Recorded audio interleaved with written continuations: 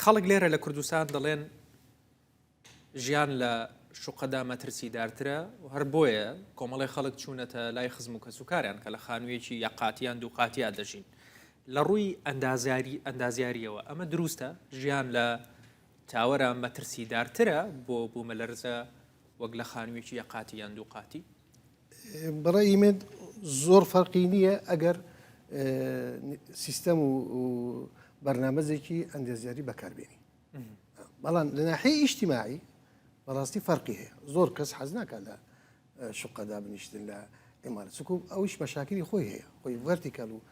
هۆریزۆنتال ئەوەیە فەرقی ئەتو دائما لە ڤێرتیکەل لە عیمارەکەی دەکەی مشکلەی مەسعەدت هەیە مشکلەی کارەبات هەیە مشکلەی فرێدانی زبرت هەیە کە کارەبا نامینێتن ئەتو لە کوردستان خۆش دەزانێ بە لە کادرۆ 29 قاتە ئەم لە شانزەمی قات دەدەژێن زۆر مەشاری هەیە ئێستا 20 قاتە و 30 قاتە ئەمانە بەدان خۆی مشکلی خۆی هەیە بەڵام ئەگەر بێ بە شەکلێکی عام بڵێ وەڵڵاهی ئەمن زۆر مەترسی لە شوقە هەیە نه ئەوە لە ناحیە ئەندازیاری ڕاست نییە ئەمن کە